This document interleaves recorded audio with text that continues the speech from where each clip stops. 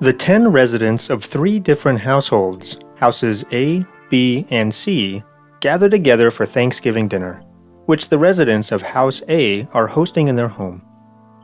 In total, there are 3 married couples, one from each household. Any extra members of a household besides the married couple are that couple's children.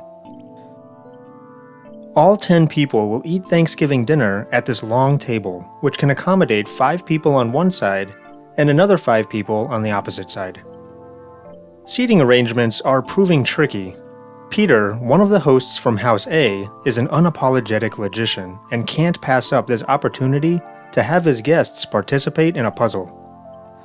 He seats himself in chair 7 and gives the rest of the party a list of requirements they must follow to seat themselves properly. Sharing his love of logic, you and the rest of the guests are happy to oblige.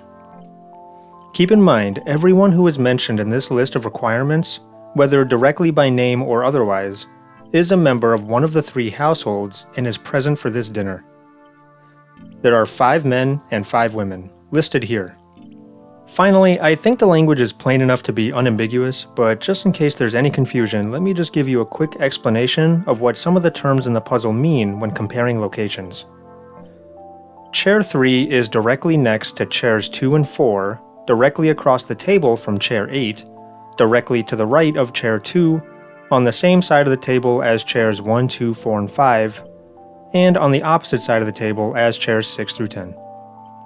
Using logic, determine where each guest must sit for Thanksgiving dinner. This puzzle can be pretty difficult. Pause it here, read it carefully, and try to figure it out yourself.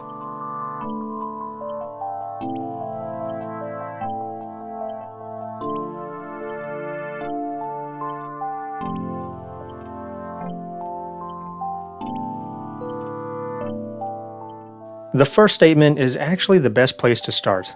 Peter, who we know is one of the hosts from House A, and his spouse Lindsay, have 2 children, both sons. All we have to do is figure out who their sons are.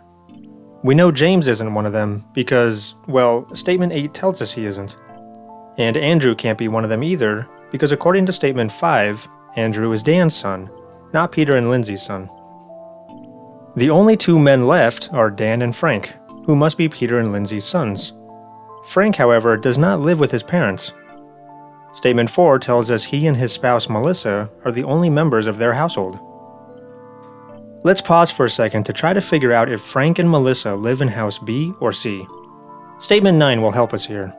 It tells us that House A and B have the same number of people. So if Melissa and Frank live in House C, then the remaining 2 houses, A and B, need to have 4 people each. Well, that would be impossible since we know Peter and Lindsay in House A only have 2 children, and at least one of them doesn't live with them. At most, House A can only have 3 people, which means House B can only have a maximum of 3 people also. And that means House C needs to have at least 4 people in order to make 10 total. Since House C needs to have more than just 2 people, Melissa and Frank must live in House B. And if they live in House B, then Peter and Lindsay must live alone in House A too. Their other son, Dan, must live in House C with his spouse and 4 children, who, according to Statement 3, must be seated in the 4 corner chairs, while the 3 married couples occupy the 6 middle chairs. So who is Dan's spouse? We have to consider the fact he has children on both sides of the table, and Statement 2 tells us that no mother is sitting on the same side of the table as any of her children. This means Dan's children must not have a mother present for this dinner. Instead, they have 2 fathers. To accommodate Statement 2, Dan's spouse must be a man. It's not Andrew, since we know Andrew is Dan's son, so it must be James. Dan and James must be seated in chairs 3 and 8, in the very center of the table. Otherwise, they would be contradicting Statement 7. No father is sitting directly next to any of his children.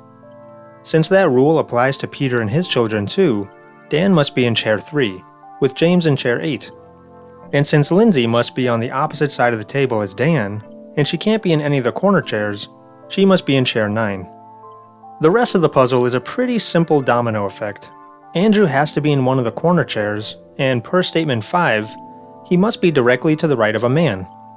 That eliminates chairs 1, 6, and 10 as possibilities, so he must be in chair 5. And to make sure he's directly to the right of a man, the last two spouses, Melissa and Frank, must be in chairs 2 and 4 respectively. Sophia is sitting directly next to a woman and directly across the table from Emily. That places her in chair 1, with Emily in chair 6. And by process of elimination, Jennifer must be seated in chair 10. Finally, dinner can be served. What luck that Peter's love of logic seems to be genetic. Have a happy Thanksgiving, everyone, and until next time, happy puzzling.